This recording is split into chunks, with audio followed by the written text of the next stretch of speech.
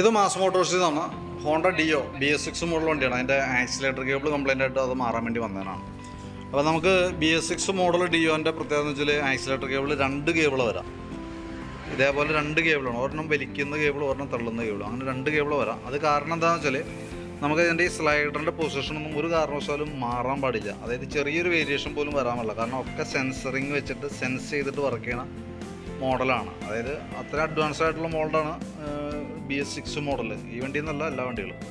അപ്പോൾ അതിൻ്റെ ഇപ്പോൾ ഹോണ്ടയ്ക്ക് വരുമ്പോൾ 2 കേബിൾ വരാം, ആക്സിലേറ്റർ കേബിൾ 2 കേബിൾ വരാം. അത് നമുക്ക് മാറ്റണമെന്നുണ്ടെങ്കിൽ ഇത് ആക്സിലേറ്റർ കേബിൾ മാറ്റിയിട്ടാണ്. ഈ സൈഡൊക്കെ ഓൾറെഡി പൊട്ടിയിട്ടുണ്ട്, ഒരെണ്ണം കട്ട് ചെയ്തിട്ടാണ് നമ്മൾ എടുക്കേണ്ടി വന്നത്. അപ്പോൾ ആ ഒരു കണ്ടീഷനിലാണ് ആക്സിലേറ്റർ കേബിളിൻ്റെ ഇപ്പം നിലവിലെ സ്ഥിതിയായിരുന്നു.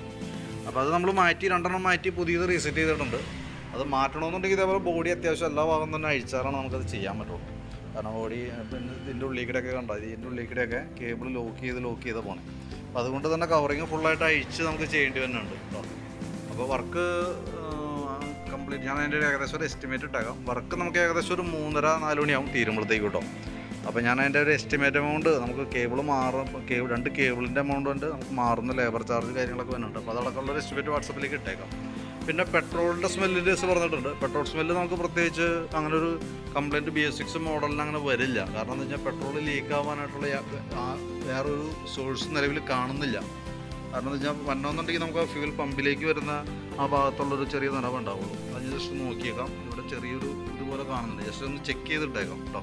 അതല്ലാണ്ട് വേറെ പ്രോബ്ലം നിലവിൽ വരാൻ സാധ്യതയില്ല. കാരണം കാർബറേറ്റർ മോഡലൊക്കെ ആണെങ്കിലാണ് ഓവർഫ്ലോ ആയിട്ട് പോകുള്ളൂ. ഇതെന്ന് പറയുമ്പോൾ ഫ്യൂൽ പമ്പായതിൻ്റെ ത്രൂ ഔട്ട് ലൈനാണ്. അതിനകത്ത് എന്തെങ്കിലും ലീക്കേജ് ഉണ്ടെങ്കിലേ ഉള്ളൂ. അതിന് ജസ്റ്റ് ഒന്ന് ചെക്ക് ചെയ്തേക്കാം എന്തെങ്കിലും കംപ്ലൈൻറ്റ് ഉണ്ടോ എന്നുള്ള കേസ് നോക്കിയിട്ട് അതനുസരിച്ച് ചെയ്തേക്കാം കേട്ടോ. അപ്പോൾ അതിൻ്റെ ഏകദേശം ഒരു എസ്റ്റിമേറ്റ് നോക്കിയിട്ട് ഡീറ്റെയിൽസ് വാട്സപ്പിലേക്ക് ഒന്ന് സെൻഡ് ചെയ്തിട്ടേക്കാം. ഒരു 4 മണിക്ക് ശേഷം അപ്പോൾ വേണമെങ്കിൽ നമുക്ക് വണ്ടി എടുക്കാവുന്ന രീതിയിലേക്ക് അറേഞ്ച് ചെയ്യാം കേട്ടോ.